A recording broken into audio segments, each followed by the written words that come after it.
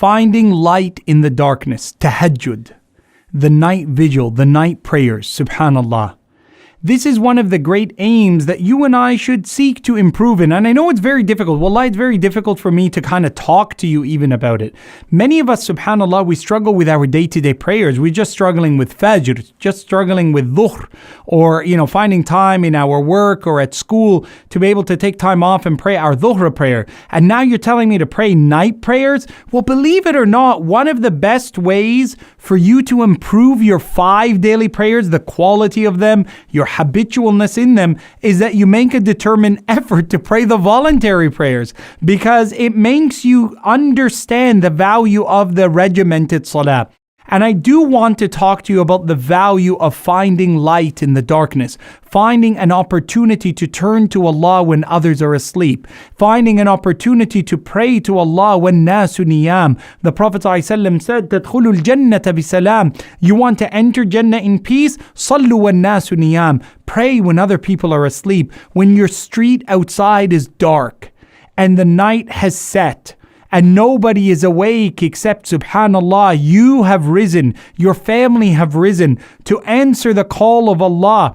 And a few hours, few minutes, few moments before Fajr, you catch 2 rak'ah, or 4 rak'ah, or 6 rak'ah, or 8 rak'ah. And I'm not saying you have to spend half the night, or even a third of the night in beginning, but to find that your love will grow to Allah. Your consistency in Fajr prayer will become much more consistent when you have set that you want to converse with Allah before it. Nobody has trouble waking up for Fajr in Ramadan. Nobody has trouble finding it difficult to wake up half an hour early for suhoor, prepare a meal for our families, to eat with our mothers and parents and fathers, to sit together and have a quick sahari and suhoor and then pray Fajr. But we find it difficult outside because our priorities are not set. So I want to inspire and remind myself, wallahi, and you of the beauty of Salat al-Fajr. Allah subhanahu wa ta'ala says in Surah Al-Sajdah, the name of this chapter is called prostration. And in it is a sajda where Allah describes Salat al-Tahajjud. He says, تَتَجَافَى جُنُوبُهُمْ عَنِ الْمَضَاجِعِ يَدْعُونَ رَبَّهُمْ خَوْفًا وَطَمْعًا. Those who are elite, those who are righteous, those who have built an ethics and a character of righteousness, they are those whose bodies, whose sides, whose backs have a hatred and a resentment for their bed. You say, what does that mean? It means that if your bed is so soft that you can't get out of it because it's so warm, it's so comfortable that you miss your Fajr prayer, you should look at that bed and hate it and say, you've kept me away from answering the call of Allah. As-salatu khayrun min an-nawm. You have distracted me from the remembrance of Allah subhanahu wa ta'ala. And therefore the ideal of the believer is that their own body physically resents the fact that their bed has kept them asleep when they could have had an opportunity. So when they wake up, تَتَجَافَى جُنُوبُهُمْ, their body declares that we don't love the softness of this bed at this time. خَوْفًا وَطَمْعًا. What wakes a person up? Why will you become consistent in tahajjud? There's only 2 reasons. Khawf, there's a fear you have of Allah. There's a fear you have of the circumstances in your life. SubhanAllah, when somebody's sick, when somebody's unwell, before you have surgery, if there's a divorce that is pending on the horizon, whenever there's something that's troubled your father, your mother, your brothers, or your sister, whenever there's a major disturbance, it's easy for people to wake up and say, oh Allah, Allah, Allah, help us, help us, help us, out of fear.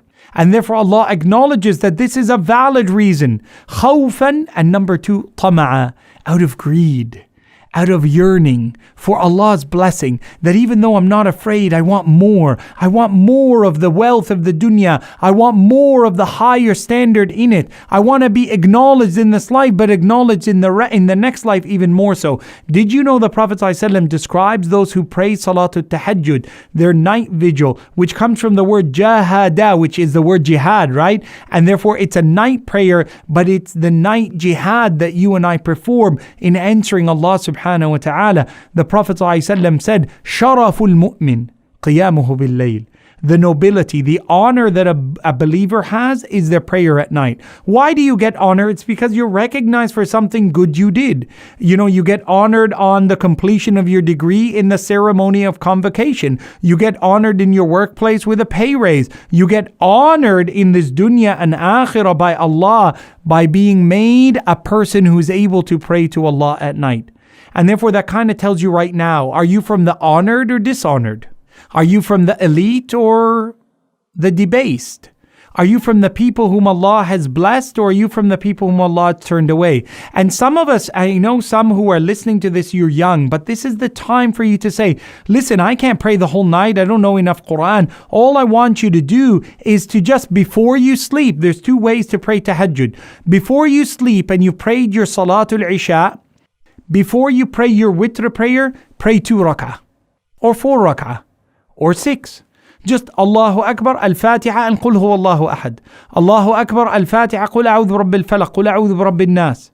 That's it. 2 rak'ah. It takes 2 minutes.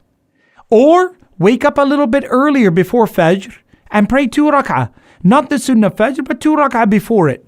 And ask Allah for His forgiveness. Ask Allah for His mercy.